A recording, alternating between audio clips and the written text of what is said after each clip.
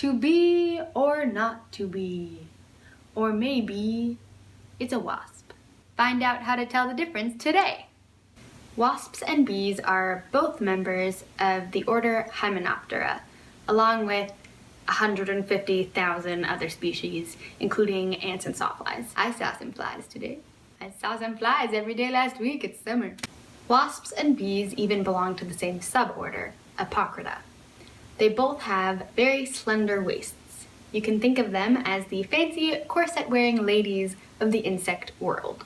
If you look really closely though, you can see that the abdomen, the thorax of the bee is a little bit rounder, and in a wasp, it's slightly more cylindrical looking.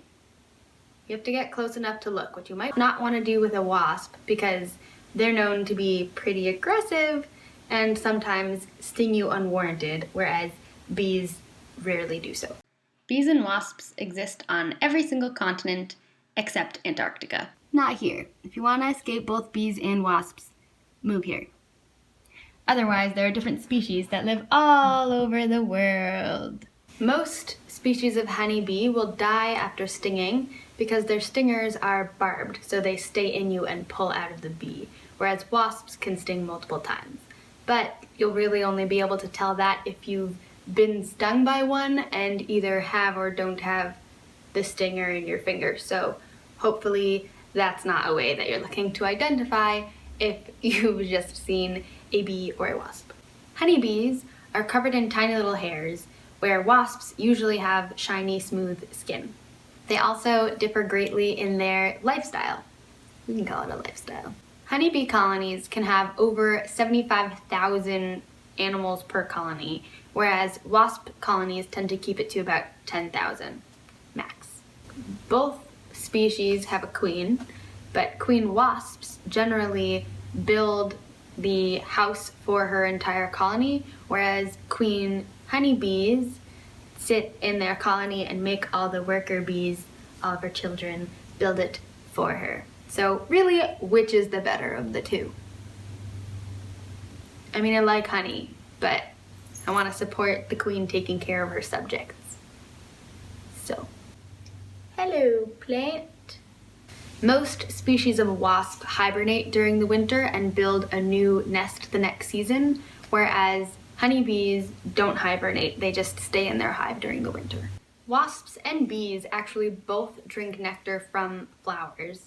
However, bees only drink nectar from flowers, whereas wasps do dabble in a flower here and there, but they also kill other insects and eat them.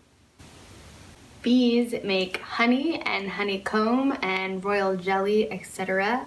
And while some species of wasp actually do make a honey-like substance, they just feed it to their young and don't make enough extra for humans to find use from them. Alright, so let's go over again the ways that you can tell them apart. 1. By the stinger. Honeybees are usually barbed, whereas wasps are usually smooth. Hopefully you never find out this way. 2.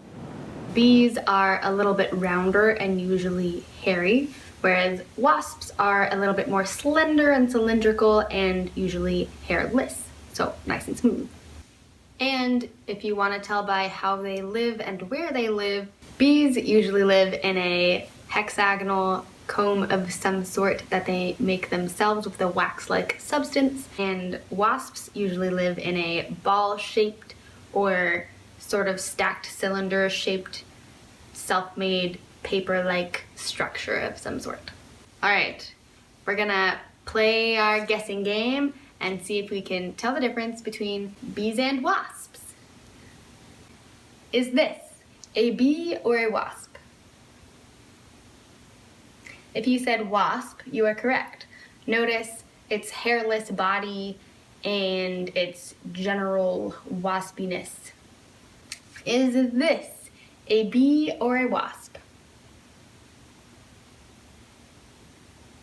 If you said bee, you're correct. Notice it's like kinda chubby and cute and furry. That's a bee for ya. Alright, now we're gonna take a look at where they live. So, judging by your knowledge and what I have described, who does this home belong to?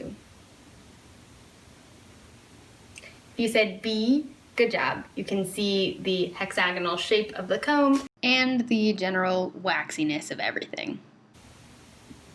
And this one? Yep, that's a wasp. You can see the papery quality of the nest. And there you go, wasps do that. All right, and what's this? You said bee, good job. It's fuzzy and cute, it's a bee. And maybe last one, we'll see how I'm feeling. What is this? If you said wasp, good job. Again, its hairlessness kind of gives it away if you can see that far. And maybe I'll do one more round with a close-up on their butts to show their stingers. Yeah, let's do that. All right, what's this? You can see it's pointy and smooth. That's a pretty big hint that it is a wasp right there.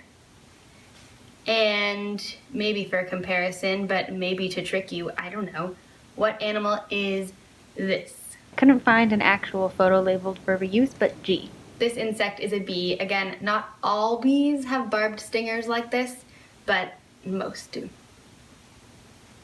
All right, go out in the wild and behold the insects.